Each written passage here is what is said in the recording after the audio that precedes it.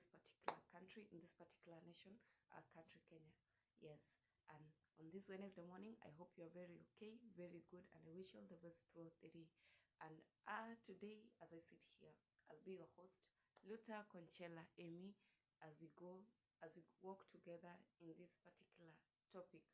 Our subtopic today being how the government impacts money through national debts. So yes, I think we've done this before and we are doing the second part of this.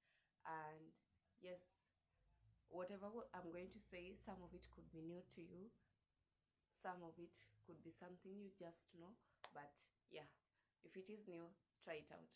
Let's go.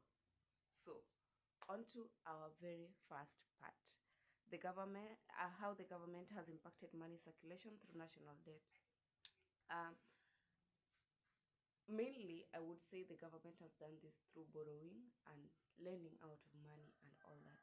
So there are some debts that you can loan the government, and the government can also loan you and all that. But now let's look at the key mechanisms. When you borrow from the National Bank, when you borrow from the Central Bank of Kenya, the CBK, which is the main account that handles the government money and monitors the circulation of money through the entire country. When you borrow from it, it's like they're loaning you money. So when you are refunding, when you are paying back the loan, you pay, definitely you pay through some interest. You'll be required to pay a certain percentage of interest out of the much that you are given, and that particular money is also used to invest elsewhere. The money is used to in government investments. You find it in projects, the government projects, the government whatever the projects that the government has, you'll always find them there. So I think that is one way that has improved the circulation of money has impacted our economy. The other thing is borrowing from the public and private sectors, or issuing of bonds. I think this is the major way. This is another good way if you ever think of a way of keeping your money. Yeah, I think I was learning something. I was watching something from LNN podcast, Lynn Ngugi. She had hosted a certain lady. She's called Coach Susan Wanjiku. I can't trust the name well, but I think it's that kind of a name. She's a financial coach. So I had her speak and I got so much motivated. Why? Because when you're talking of bonds and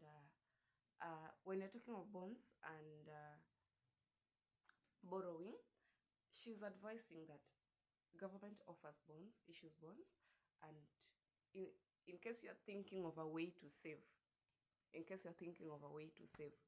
let me say you have, I think the bonds start from 50,000 shillings, and you go and to the bank that you do your banking, tell them I want to give this as a bond.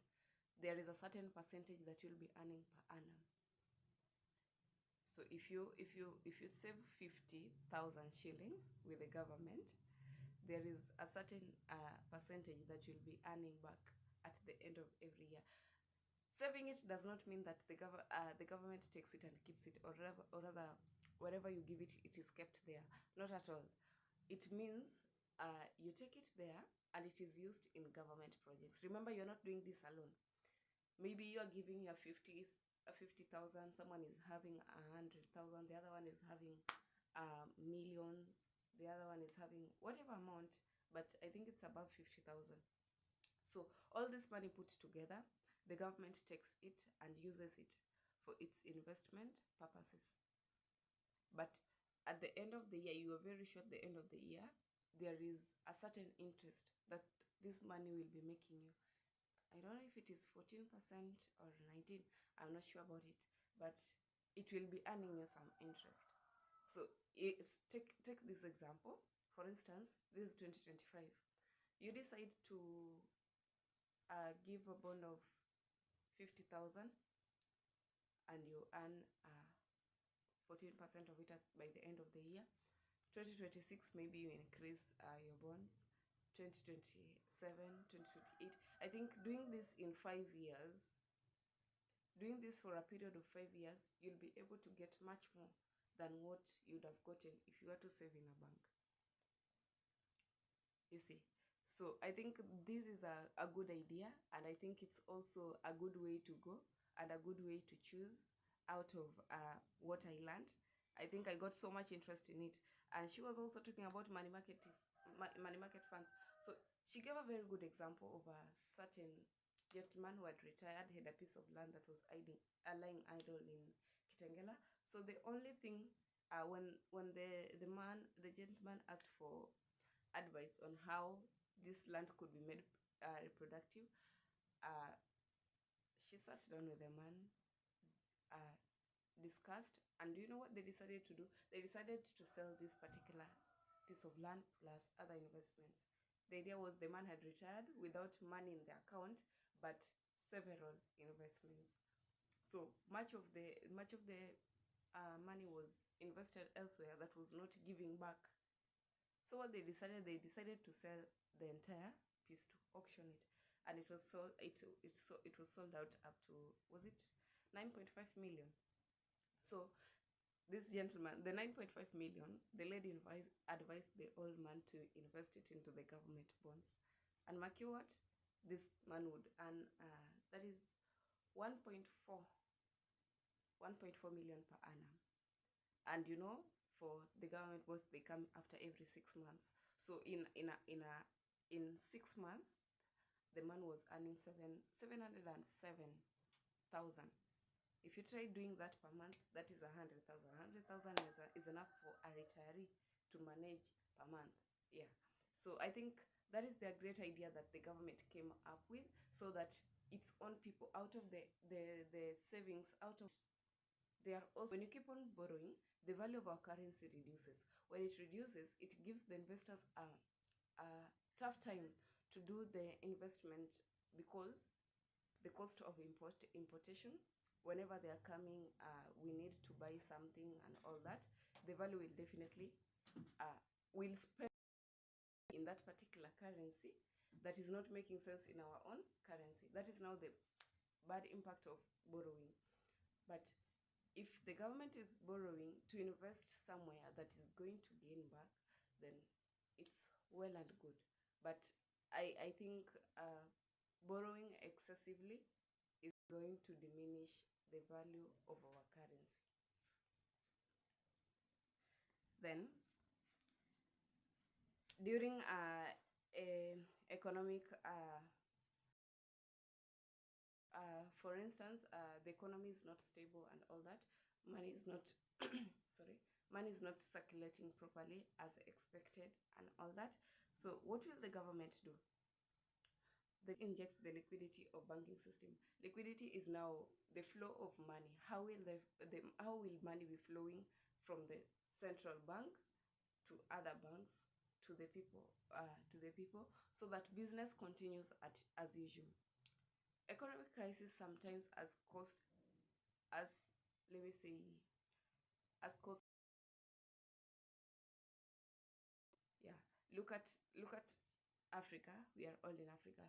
Look at Africa and look at the value of each and every currency in the different countries. I think Kenya, we are doing better, but looking at other nations' currency, you'll get to realize that there is something called economic crisis.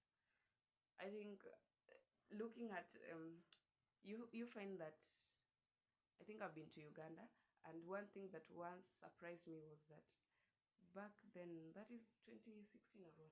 Yeah. We were being told, I was still a child, we were being told 1 Kenyan shillings, 1 bob Kenyan shilling, shilingi moja Kenya, it's around 35 shillings, Ugandan shillings. So to me it sounded funny. So I got to the market and I wanted to buy something, like it was a bowl and it looked so nice, it was so precious, so I had really admired it.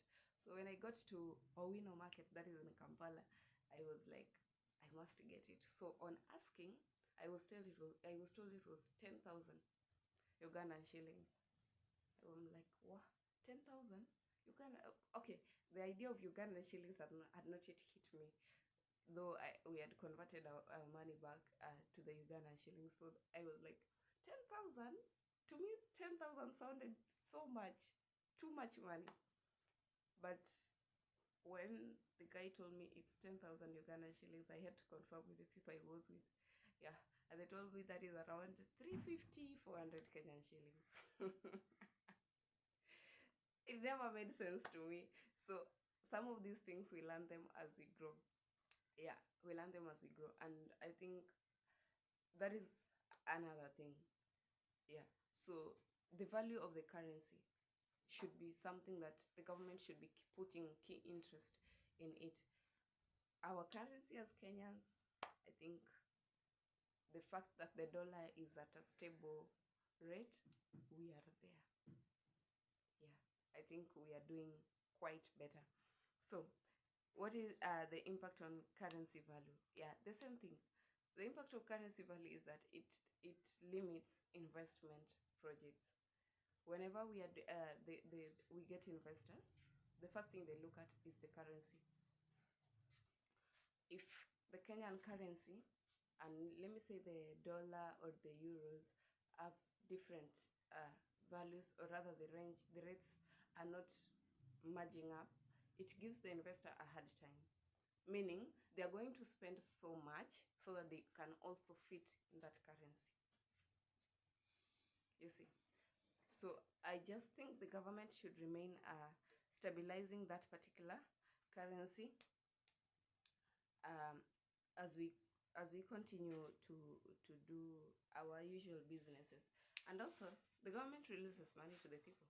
When money is released from the national government to the county government and all that, when the government pays its workers, yes, the civil servants, the same money gets to the people, because remember these civil servants are the same, they are Kenyans, and they also run the, let me say, the economy, because definitely buying and selling also boosts our economy. So when this money comes from the government to the civil servants, the civil servants will get an opportunity. Okay, yes, definitely it will improve the living standard, but how?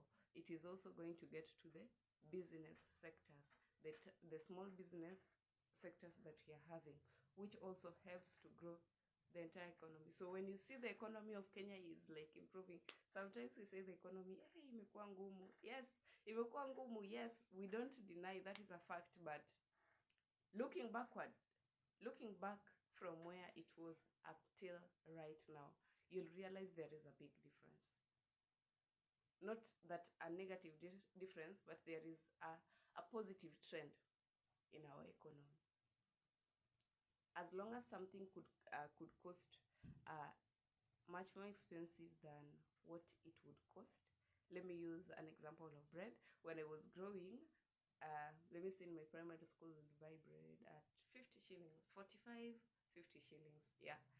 So as we grew up, the cost of this particular bread, that is the small size 400 grams bread, the cost has been increasing each and every day.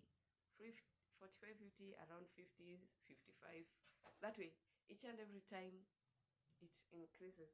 Until now, we are running at 65 or 70 and all that. But don't you look at things and you're like, quite a good even in our rural areas. Why? Because whenever it is a tax. It is a tax that is added into that particular commodity. So when it is added, it means it gives the government an opportunity to earn more. And whatever is earned will still get back to you. In one way or the other, it will get back to you. Despite the other, the effects of all that, when we were growing up, I think many roads were still maram and some were still muddy and all that. But right now, if I get back to my village where I grew up, I think it's much better than what was there. You see, it's much better than what we saw while we were growing up. Yeah, I can credit that. So definitely, I know that out of the tax, out of the money that is being increased in commodity every now and again, what should it be? It is helpful elsewhere. Yeah, so I think that is a good idea, but sometimes I don't think if the government should be taxing everything. Yeah, especially for us ladies, we don't choose for ourselves some things, they happen naturally. Yeah. But my beloved mentor Emilio Diambo will always defend that in parliament. So when we talk of interest rates, again, when we are doing savings and all that, we are banking and all that, we talk of interest rates. We've learned that the interest rates is paid back to the investor, or rather the one who has saved in that particular market, or rather in that particular bond. So how does this interest rate help? The money keeps on coming back because you're paid. The interest comes directly to your account. From your account, that is liquidity of money. The money keeps on moving. It goes back. The moment it's paid, the interest is paid, you can decide, should I use it, or should I reinvest it, or should I just keep it? That. And you know, with the bonds, you can decide, I want to do this bond for this particular period of years, maybe 5 years, maybe 10 years, maybe 15 years, and all that. It's like locking your savings, despite the fact that it will always earn you the interest. So if you lock it like 5 years, you're serious, this 1 million, I want to lock it to the government for a period of 5 years, and the interest will be there. So you will choose if you want the interest to come per annum, or you will want to collect your entire interest at the end of the 5 years. You see, that flow of money is helpful, because again, the moment you're paid, remember, you also have your pending projects. What do you first do? You look at them, you do them, and that's how life goes on, and that's how life keeps improving. Yeah, that's when someone will think of, oh, I'm having this amount of money, why don't I invest in this particular field? Yeah, despite being a teacher, but I'm earning this amount of money, let me try business. Despite being an engineer, I'm earning this amount of money, let me try this other one. Let me try 1, 2, 3. You see, there will sorry, there will always be flow of money, which is a very good idea. And yeah, I think that is the most interesting part. And when the money enters the circulation, it increases the demands for goods and services and economic activity. The same way, the moment you are paid, the moment you earn your money, the first thing is that I lack 1, 2, 3 in the house and all that. Whoever is selling, those who are selling the retail and wholesale and all that, they'll meet, there is a demand of these particular goods. Yeah, like end month. Who does not does the restocking or the repurchasing of goods end month? After all, everyone is paid. This is when everyone, you find the wholesales are restocking, you find the retails are restocking, you find us in normal life, we are also restocking our shopping and all that. It keeps money flowing. So money comes all along. Maybe you're selling a particular good, your customer will be like, I'll need that by the end of the month. So you're very sure by the end of the month, he or she could not be the only one who needs it, but several people. So you'll be on the pressure of, by the end month, despite the fact that this, yeah, it's so precious, so it could not be only her or him who needs it, but other people might also need it. So you'll be like, let me add more and more of it, which is very interesting.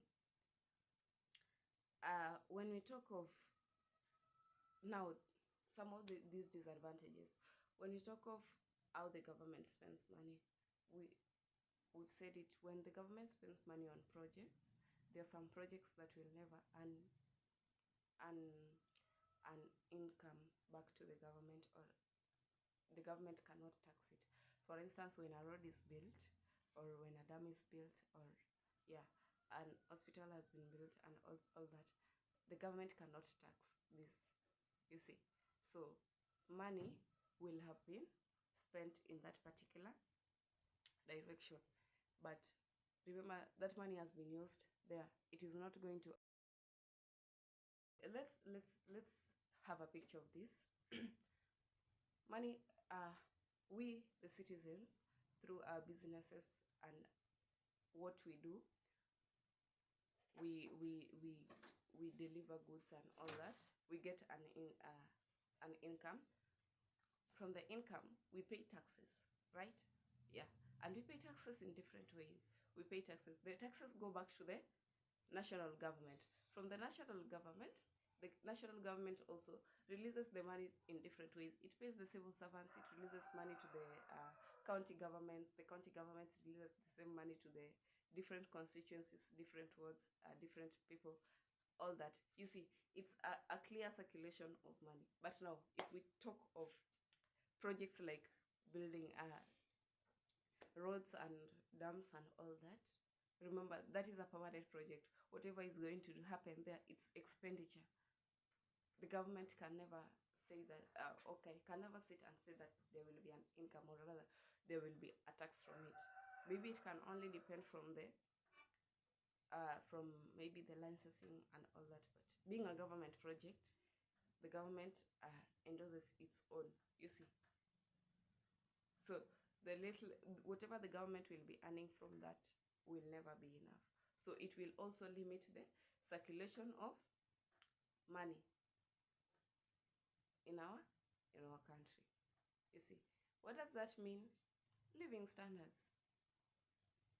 That's when people will be like, esa hii hakuna pesa, which is normal. That's how the fluctuation occurs. That's how when the government uses the money for total expenditure, the other part is there is no money circulating. But when it is used elsewhere, like bringing maybe a machine, yeah, let me say tractors in the agricultural field, yeah. So we clearly know from the tractors will be donated by the government. The government, the farmers will get an opportunity to do their farming and their agricultural practices. Then from there, they are going to produce cereals and food and all that agricultural products. After producing that, some of it will be sold locally, some of it will be exported, you see. And when it is exported, it earns our country foreign income, yeah. And some of these foreign income have higher value, you see. We'll be earning in euros, in dollars, and all that, you see. When we earn it that way, there is, depending on the value, the government will have add something from it, you see. From the government earning, the government will get an opportunity of paying these particular workers and other people. When they are paid, you see, the circulation of money is so much interesting. It still comes back to the people. Mark you, when the government does not release money, I think the entire country will be in shambles. Why? Because it's government that, okay, it's the central bank that regulates the amount of money, or rather gives the government the money to fund each and every project that happens and occurs and all that. But if, take it for instance, even the other banks, they must just adhere to the regulations provided by the Central Bank of Kenya, because that is our main account as the nation, you see. So when money is released, it keeps on circulating. But take the instance where the central bank does not release money, such that if right now the government does not release money even for 3 months, such that whatever that we are having is whatever circulates, it won't be enough. That money won't be enough. Because I'm trying to imagine in a day, maybe millions of shillings circulating. there are people doing businesses, importation, exportation, and all that, you see. But when the government does not release money, will all these businesses continue? It will not continue, you see. So that is why the central bank plays a very great role in this particular uh, economy of our country. Yeah. So I think we have some ins, and yes, we said when the currency of the value of our currency decreases, it also affects investment and all that. Yeah. How? I already explained it, but what does it mainly does? It weakens our economy, because when investors get an opportunity, they get a conducive space to do their investments. We are sure it will create employment and job opportunities for our own people. You see, after it has created opportunity and employment for our people, it will improve the life of we people. The same investment will also need to pay some tax to the government and all that. But when the currency is deprived due to so much borrowing, yeah, due to too much borrowing, it means investors will be afraid of doing their investments, because in that particular country they'll be required, or let me use Kenya.